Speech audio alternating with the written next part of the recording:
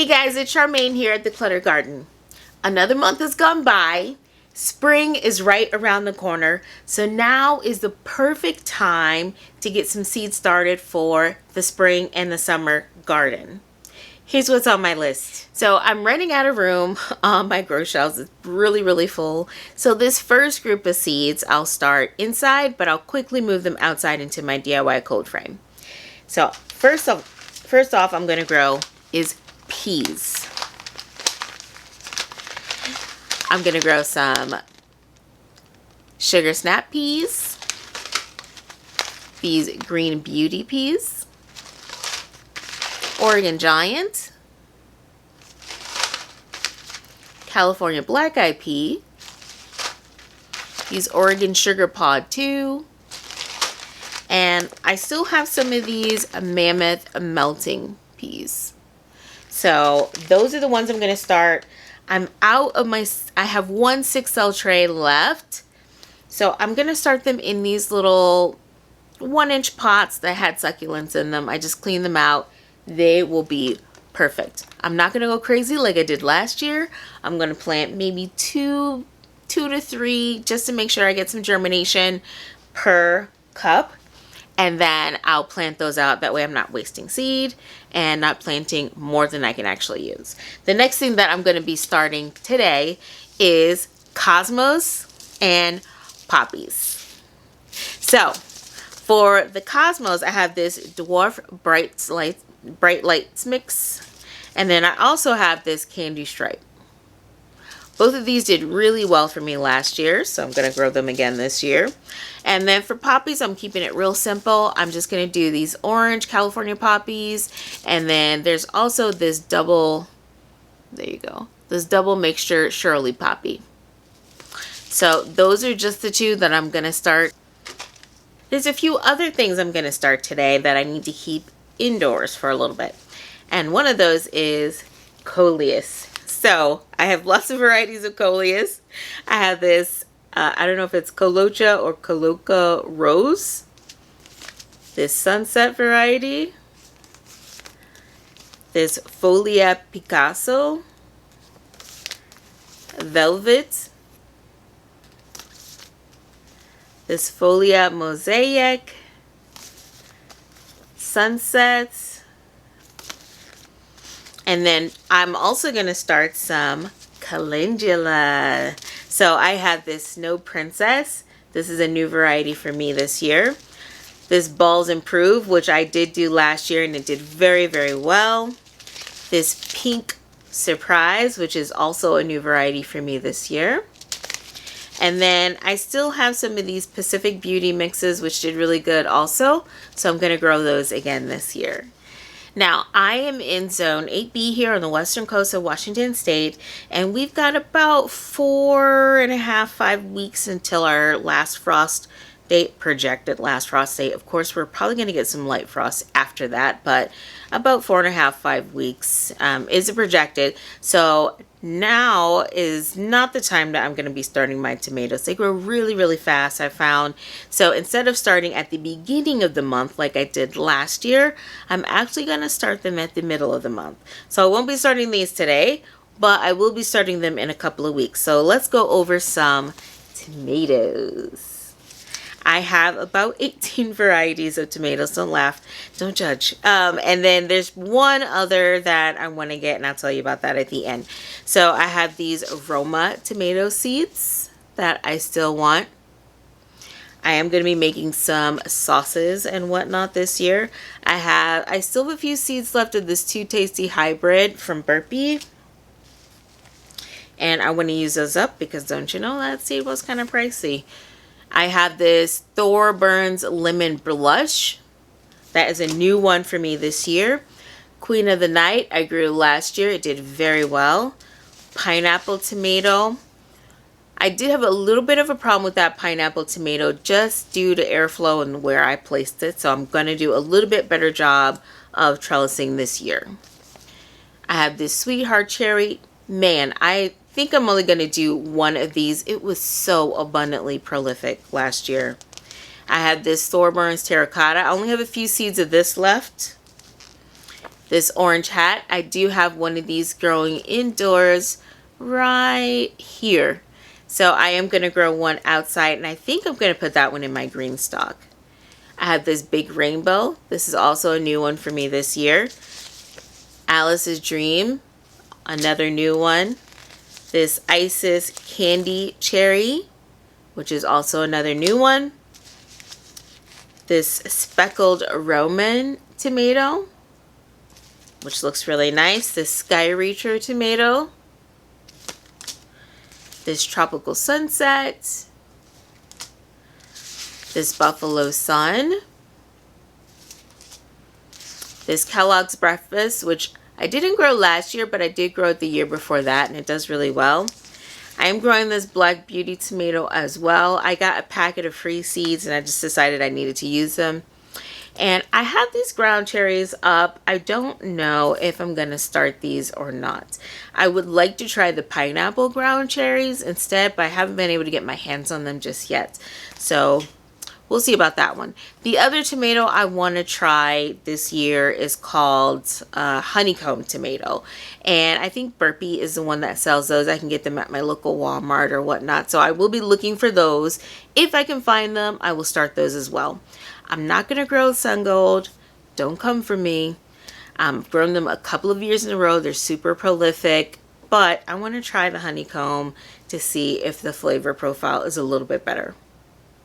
So let's move on to the next.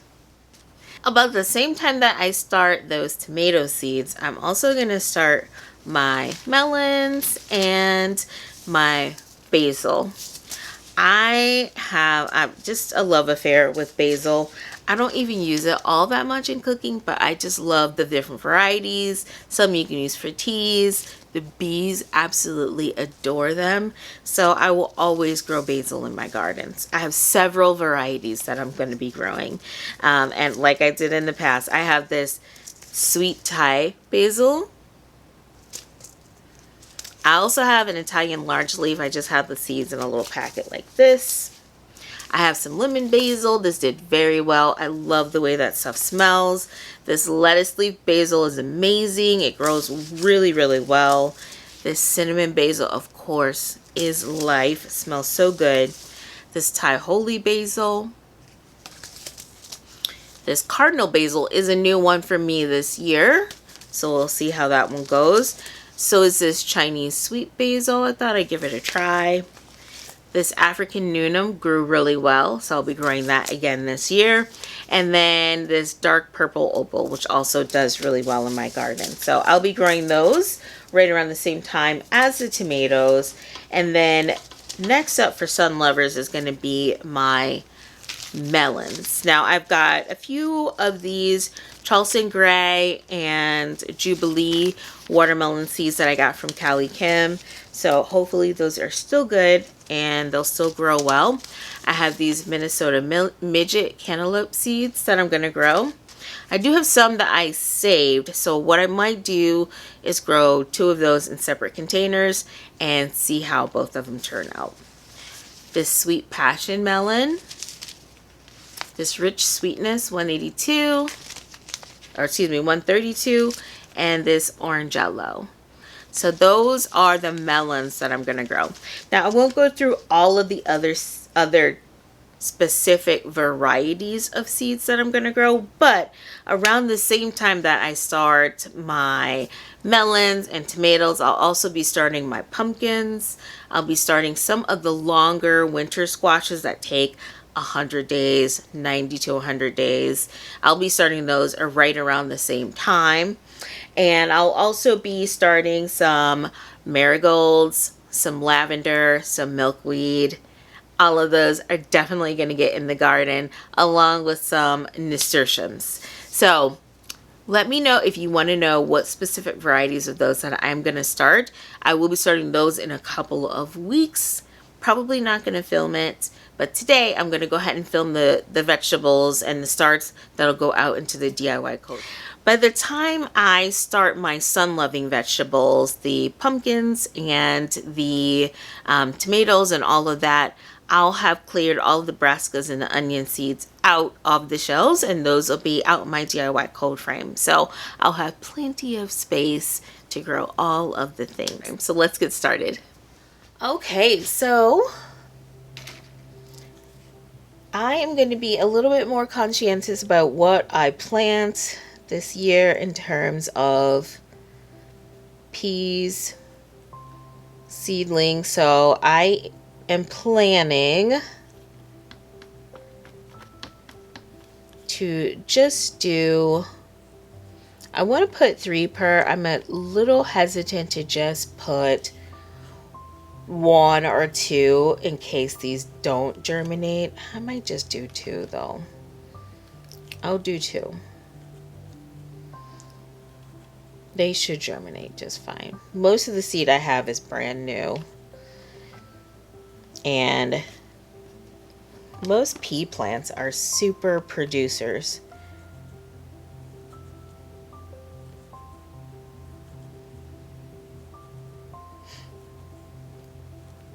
And they don't mind being planted close together. So I won't even really need to separate these out when I plant them out in the garden. I might, but I might do it anyway. But you don't necessarily need to for them to produce really well. I'm just using my seed starting mix here.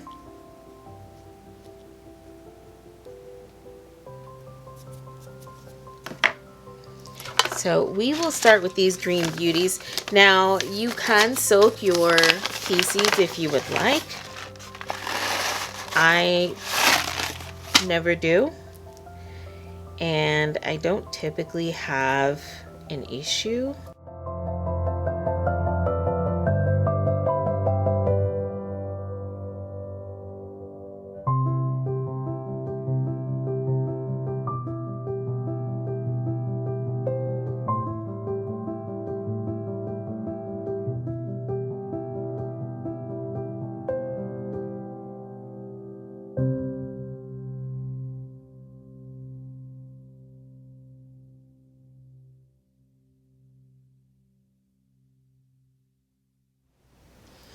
Next up, I'm going to sow these calendula seeds.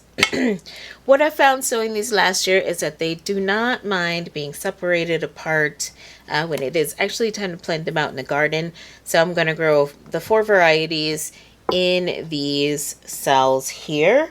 And I'll put maybe 3, I'll try to narrow down to like 3 per area because I shouldn't need more than that. Calendulas tend to be pretty prolific out in the garden. And then I will split them apart and plant them wherever I would like to.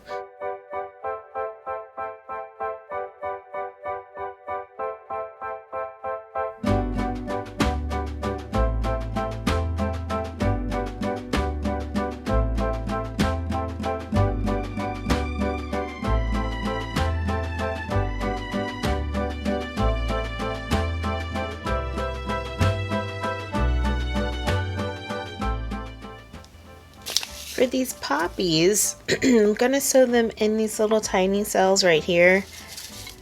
I'll just label them overall as poppies. It doesn't really matter which is which. When I transplant them, I'll just put them in various places around the garden.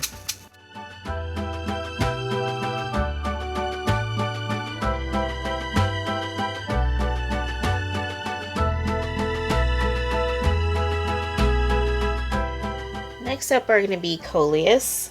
Like I mentioned, I'm kind of running out of containers to plant in. I do have a few more of these little 1-inch pots. So I have these containers held mushrooms in them. So I'm going to plant 2 varieties. These containers held mushrooms in them. So I'm going to plant 2 varieties in each. 1 on each side. And then the other 2 varieties I'll plant here and here. I am going to be needing to order some more. What kind is this? Rose?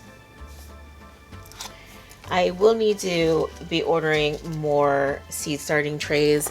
I'm not really interested in the ones that only last for a couple of seasons. So if you guys know of any that are good and last long, you guys got any good recommendations, let me know in the comments down below.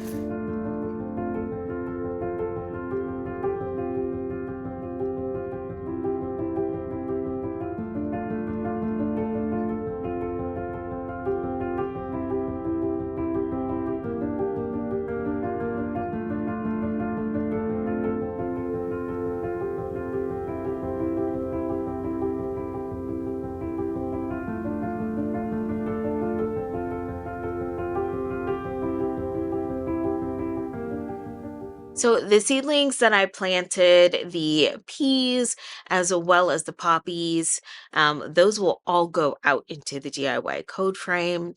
Everything else will stay inside. And then by the time I plant my tomatoes and melons and pumpkins, I'll already have the brassicas and the onions out into the code frame as well. It'll be perfect timing for them. And I'll have plenty of space in here to plant all the summer loving varieties. Thank you so much for watching. Let me know in the comments box below what you are going to be planting this month in March. Be blessed.